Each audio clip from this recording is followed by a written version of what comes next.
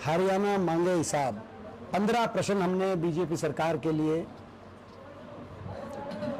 10 दिन पहले चंडीगढ़ प्रदेश कांग्रेस मुख्यालय से हमने ये प्रश्न बीजेपी सरकार के सामने रखे कि इन 15 सवालों का जवाब दे भाजपा सरकार। देश में सर्वाधिक बेरोजगारी हरियाणा में क्यों है? देश में सर्वाधिक महंगाई हरियाणा में क्यों है? देश में सर्वाधिक अपराध दर हरियाणा में क्यों है? सबसे ज्यादा भ्रष्टाचार और घोटालों की यह सरकार क्यों साबित हुई? सारे जन विरोधी पोर्टल और आईडियां पहचान पत्र हरियाणा में क्यों आए? गुजरात में एक भी पोर्टल आईडी क्यों नहीं लागू हुई?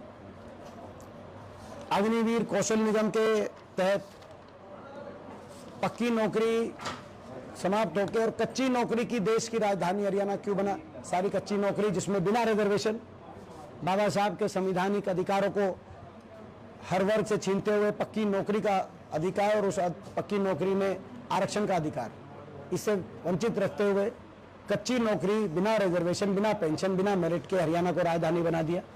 वो क्यों बनाया? भाजपा काल क्यों किसान का काल बन गया? 750 किसानों की जान गई। दलित और पिछड़ों की इतनी घोर अपेक्षा, जैसे मैंने कहा कि भाई पक्की नौकरी समाप्त, आरक्षण का अधिकार उन नौकरियों में जो समाप्त होगी वो साथ समाप्त।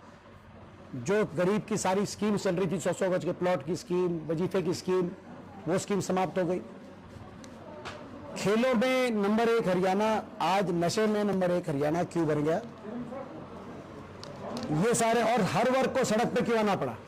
आपने देखा कोई ऐसा वर्ग नहीं जो सड़क पे ना आए। स्कूलों को, बच्चों तक को 5000 स्कूल मर्ज और बंद हो गए। स्कूली बच्चों को, पहली दूसरी तीसरी क्लास के बच्चों को धरना देना पड़े तो किसी भी जन विरोधी सरकार का भी दिल पिघल सकता है, लेकिन इनका नहीं पिघला।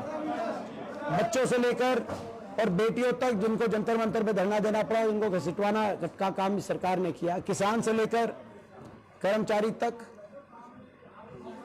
और आड़ती से लेकर शिक्षकों तक, सरपंचों तक, कोई ऐसा वर्ग नहीं इसको धरना ना देना पड़ा।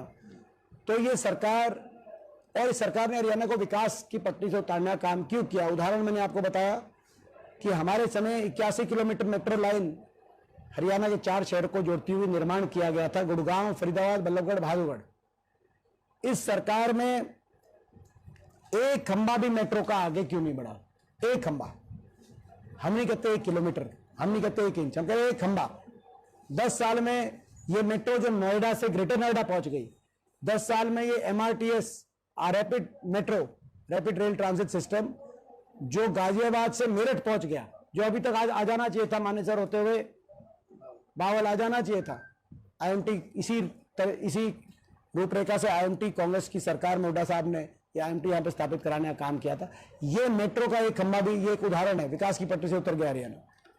तो ये हमारे सवाल है, आपके माध्यम से सवालों को हम लोगों के बीच में लेके जा रहे हैं। ये अभियान है, डोर टू डोर का अभियान है। मैं पदयात्रा के माध्यम से हर विधानसभा में इस अभियान को आगे बढ़ा रहा हूं।